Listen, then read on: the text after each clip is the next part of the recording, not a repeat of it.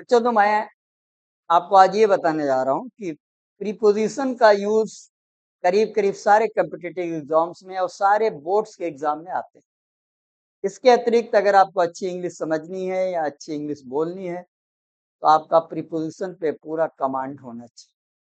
मैं अपनी पिछली वीडियोस में ऑफ का यूज कुछ एग्जाम्पल दिया था और आज मैं एक मॉडल पेपर लेके आया हूँ और मैं ये चेक करना चाहता हूँ कि आपको मैं 20 सेकंड का टाइम दूंगा और उस 20 सेकंड में आप अपने दिमाग में ये फ्रेम बना लीजिएगा कि कौन सा प्रीपोजिशन कौन से ब्लैंक में भरा जाएगा। तो मैं अब ये मॉडल पेपर आपके सामने पेश कर रहा हूँ।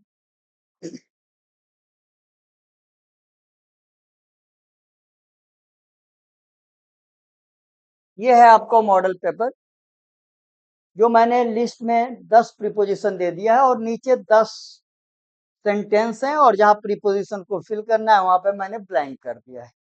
मैं आपको ज्यादा नहीं बस 10-15 सेकंड का टाइम दूंगा। आप एक बार सोच लो कि इन 10 सेंटेंस में ऊपर जो दिए गए 10 प्रीपोजिशन है कौन सा यहाँ पर सेट होगा और जरा देखा जाए कि आप कितनी स्कोरिंग कर लेते हैं।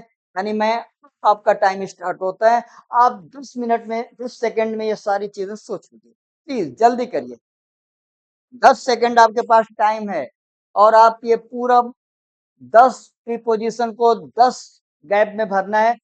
10 सेकंड का टाइम है। देखना हो आप कितना जल्दी इसको दिमाग में बैठा लेते हैं। जल्दी करिए गाइस।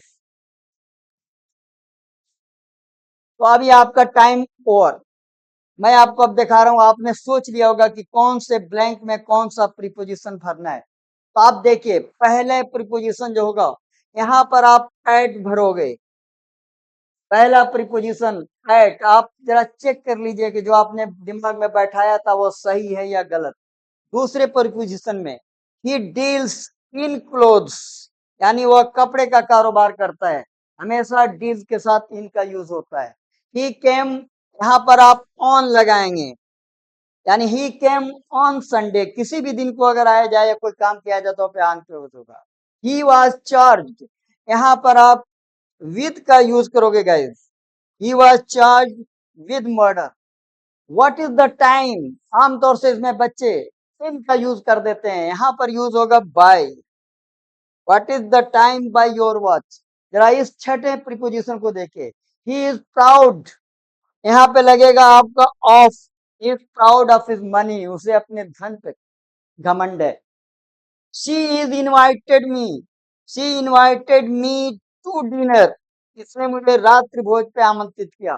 और आठवां प्रीपोजिशन है 20 यानी ये बीच में भरना है। यानी ही इज अंडर 20 या ओवर 20 भी हो सकता है।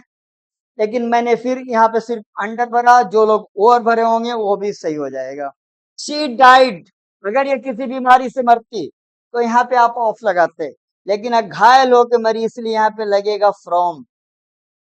और आखिरी प्रीपोजिशन है guys he has no control over his cloth. तो आप चेक कर लीजिए कि आपने 10 प्रीपोजिशन में अगर आपने 8 किया है तो सब आप बेस्ट हैं।